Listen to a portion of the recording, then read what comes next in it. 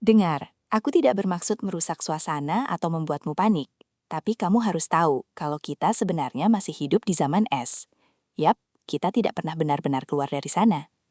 Aku tahu. Terkadang saat musim panas dan AC di rumahmu mati, rasanya sama sekali tidak seperti zaman es. Tapi kenyataannya memang begitu.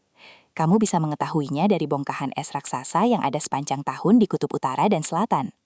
Secara umum, selama masih ada gletser dan lapisan es permanen di planet ini, banyak ilmuwan menganggap itu sudah cukup sebagai bukti bahwa zaman es sedang terjadi.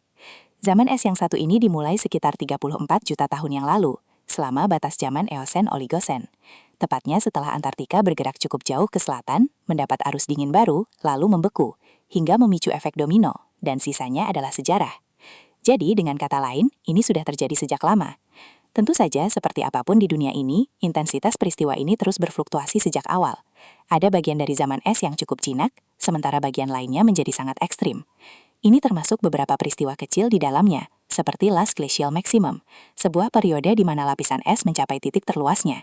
Dan peristiwa ini terjadi jauh lebih baru dari yang mungkin kamu duga, sekitar 30.000 tahun yang lalu, kurang lebih.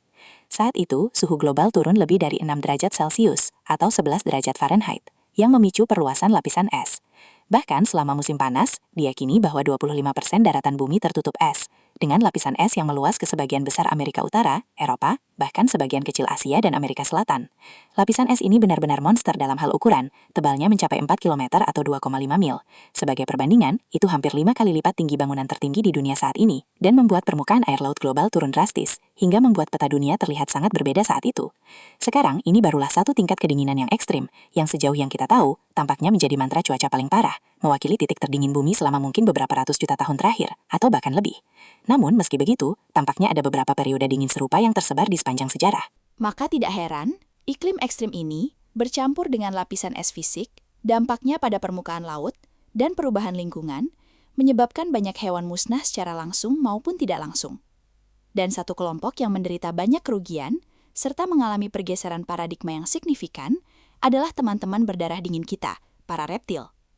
Sebelum zaman es, reptil sebenarnya berkembang dengan sangat baik, bertolak belakang dengan apa yang mungkin kamu yakini tentang julukan era Kenozoikum sebagai zaman mamalia.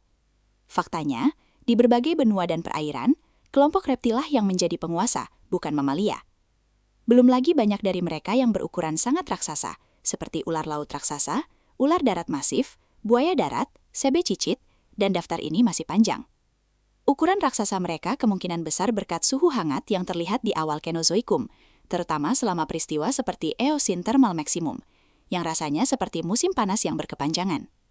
Semua panas ini membantu reptil tumbuh lebih besar, mengingat sifat mereka yang berdarah dingin, jauh lebih sulit bagi reptil untuk menghasilkan panas tubuh mereka sendiri dibandingkan dengan mamalia, sehingga mereka sangat bergantung pada faktor eksternal. Jadi ketika lingkungan sekitar lebih hangat, mereka tidak perlu terlalu mengkhawatirkan kebutuhan tersebut. Ini juga memungkinkan mereka melakukan fungsi tubuh lainnya dengan lebih baik dan menghemat banyak energi. Sebaliknya, ketika segalanya menjadi sangat dingin, mereka akan menderita. Dan studi menemukan bahwa zaman es sangat berdampak pada ukuran keseluruhan reptil, serta tingkat kepunaan mereka. Studi di pulau-pulau tertentu pada zaman es menunjukkan bahwa banyak reptil yang tidak mampu bertahan menghadapi perubahan tersebut. Ditambah lagi dengan fakta bahwa lingkungan yang lebih dingin biasanya berarti lingkungan yang kurang produktif, artinya lebih sedikit mangsa, maka tidak heran jika reptil yang berukuran besar adalah yang paling menderita. Oleh karena itu, reptil masa kini umumnya berukuran jauh lebih kecil daripada reptil purba. Namun jika kamu melihat setiap kelompok reptil yang ada, kamu akan menemukan satu kelompok yang anehnya menolak untuk tunduk pada rasa dingin. Mereka adalah penyintas zaman es yang cukup tidak biasa, karena mereka dikenal sangat menyukai panas, tetapi tubuhnya masih sangat masif, bahkan menempati 8 dari 10 tempat teratas untuk reptil terbesar di bumi dari sudut pandang berat. Dan yang terbesar di antara mereka, secara literal 10 kali lebih besar daripada ular terbesar saat ini. Tentu saja, aku sedang berbicara tentang buaya, atau lebih tepatnya, crocodilians. Ya, reptil karnivora ini adalah salah satu penyintas zaman es paling aneh menurutku. Maksudku, kita kehilangan hewan-hewan hebat seperti kucing sabertooth, berbagai jenis gajah purba, dan lain-lain. Tapi buaya? Enggak, mereka berhasil lolos begitu saja. Hal ini memicu pertanyaan menarik tentang bagaimana bisa buaya dari semua makhluk hidup yang ada justru berhasil bertahan melewati zaman es. Ternyata bukan hanya satu hal yang menyelamatkan mereka, melainkan beberapa faktor. Satu-satunya pernyataan yang mutlak benar adalah bahwa mereka memang dibuat berbeda. Mereka benar-benar keajaiban evolusi. Kamu harus ingat bahwa anggota modern dari Ordo Crocodilia ini sudah berhasil selamat dari peristiwa yang jauh lebih mengerikan sebelumnya, seperti peristiwa kepunahan massal KT yang membunuh semua dinosaurus non-burung. Namun, para buaya entah bagaimana mengabaikannya begitu saja dan menjadi salah satu penyintas tertua di bumi. Terlepas dari kenyataan bahwa planet ini juga sempat menjadi sangat dingin setelah hantaman asteroid tersebut karena semua abu dan debu yang menghalangi sinar matahari. Jadi pada dasarnya, mereka telah selamat dari asteroid, kepunahan massal, zaman es, apapun itu, dan mereka masih di sini. Secara umum, buaya telah bertahan lebih lama dari hampir semua hal yang dilemparkan dunia kepada mereka. Tapi anehnya, manusia seringkali tidak bisa bertahan dari kebiasaan menunda-nunda jadwal pemeriksaan kesehatan ke dokter.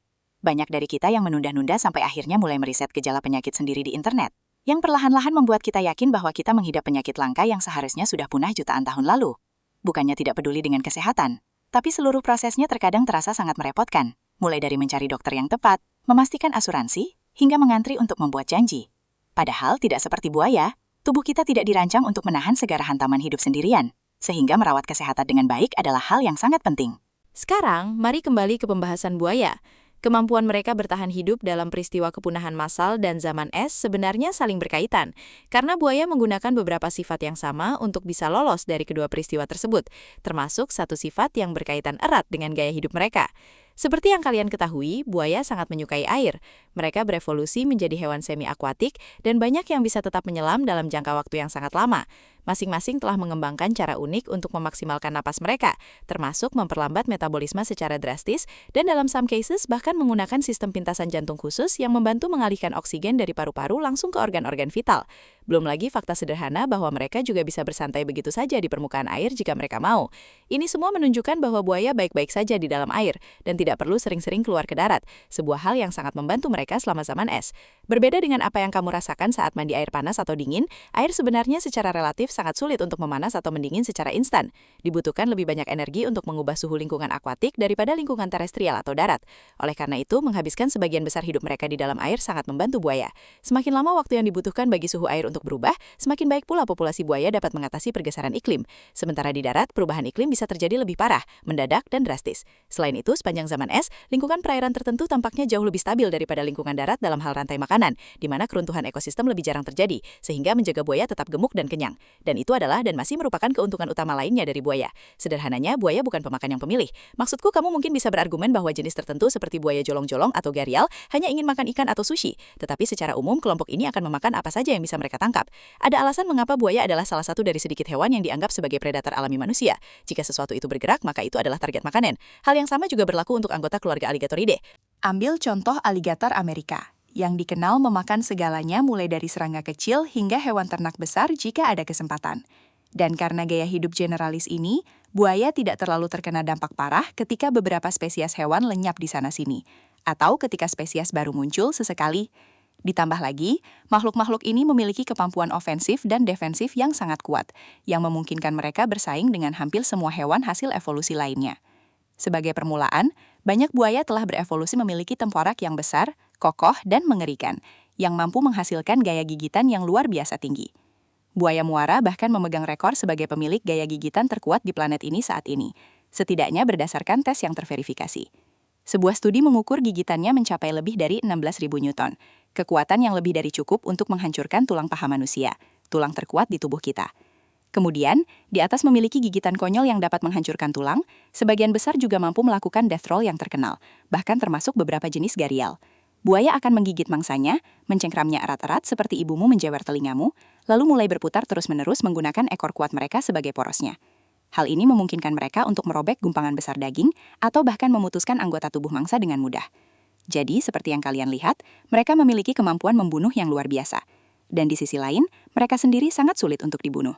Kelompok ini memiliki baju besi bawaan, yang berupa kulit yang sangat tebal, sisi keras, dan lempengan tulang subkulit yang dikenal sebagai osteoderm. Lempengan ini terletak di bawah sisik epidermis mereka dan memberikan tingkat daya tahan yang luar biasa. Salah satu contoh nyata yang menunjukkan hal ini adalah cerita baru-baru ini tentang seorang warga Australia. Selalu mereka, bukan? Suatu hari, orang tersebut digigit oleh seekor buaya saat berjalan di dekat air. Beruntung baginya, dia membawa pisau besar yang digunakannya untuk menusuk kepala buaya tersebut berulang kali. Meskipun buaya itu akhirnya melepaskan gigitannya, buaya itu sama sekali baik-baik saja. minus beberapa goresan kecil di kulitnya, sementara pisaunya justru yang sedikit rusak. Tingkat pertahanan dan serangan seperti ini membuat buaya hampir tidak tersentuh dan terkenal sangat sulit untuk disingkirkan.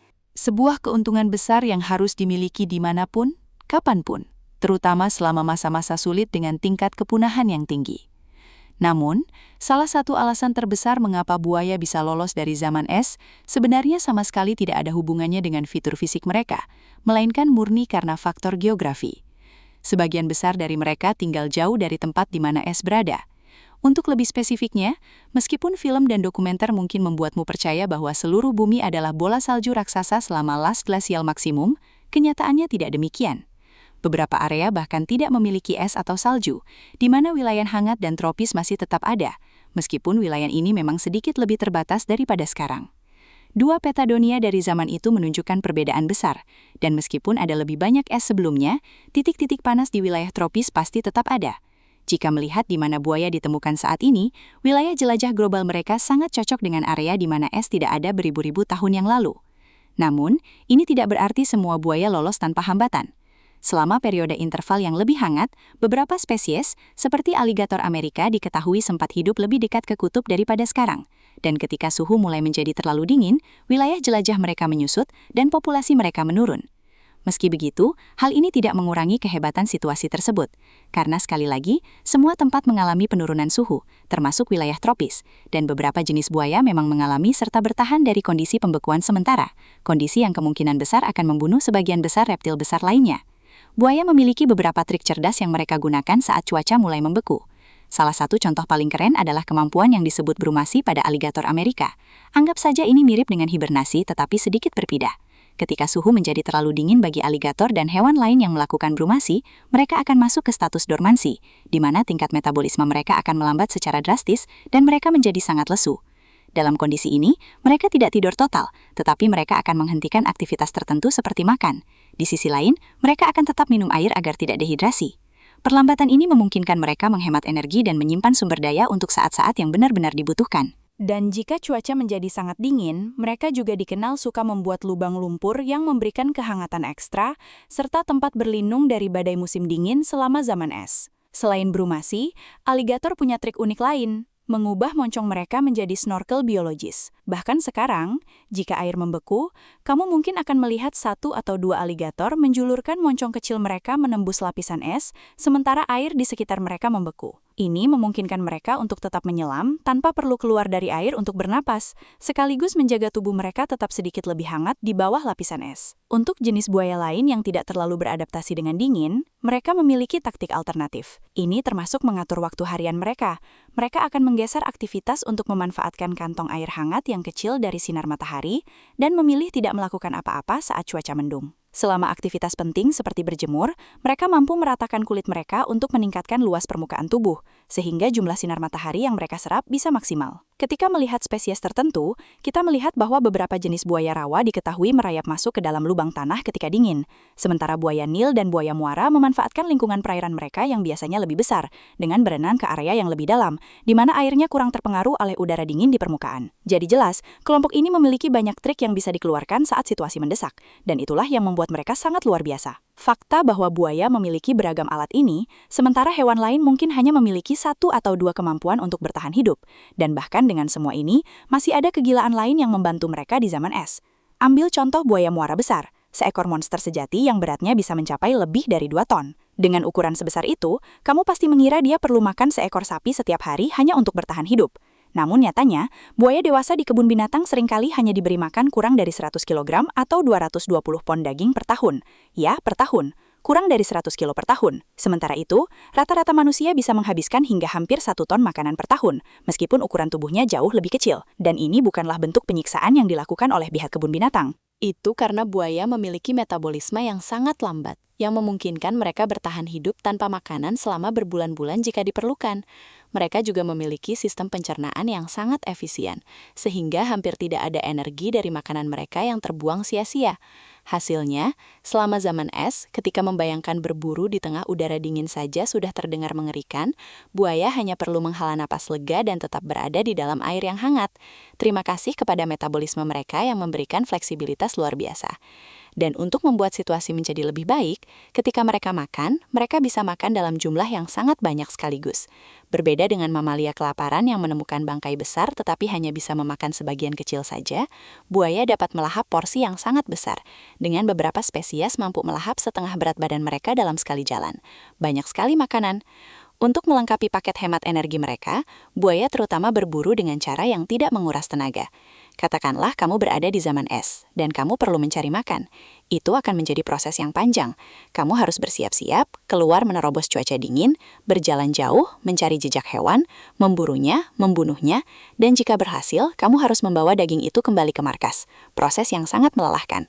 Sementara dalam kasus buaya, makanan biasanya datang langsung kepada mereka, seperti layanan antar makanan.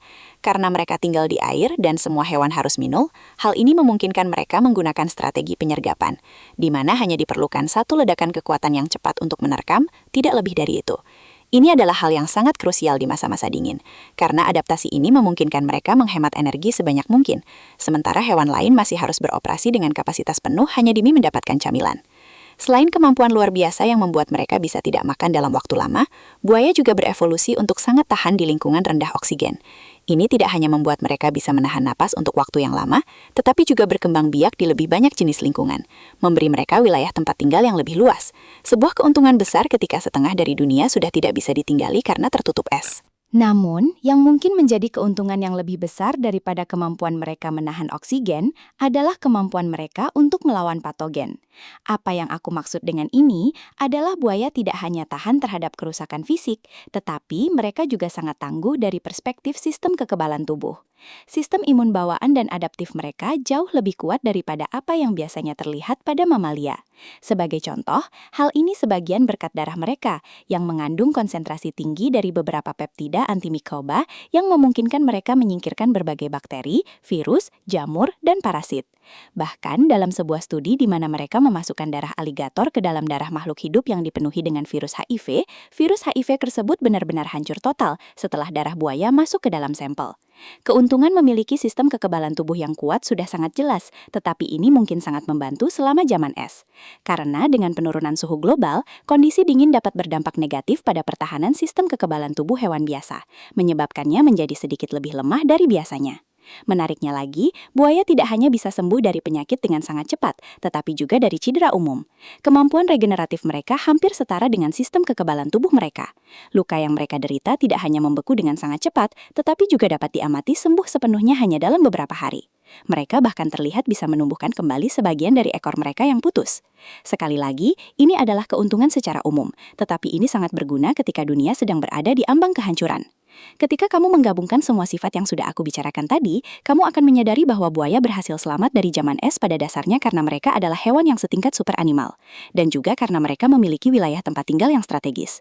Sejujurnya, masih ada alasan lain untuk kelangsungan hidup mereka yang tidak aku sebutkan di sini, karena buaya benar-benar salah satu makhluk paling sangar yang pernah dihasilkan oleh proses evolusi. Dan ada alasan bagus mengapa sepanjang sejarah bumi, banyak hewan purba dari kelompok lain yang ikut berevolusi memiliki bentuk tubuh dan gaya hidup yang mirip seperti buaya. Desain tubuh mereka memang se-OP itu. Terima kasih telah menonton dan sampai jumpa di video berikutnya.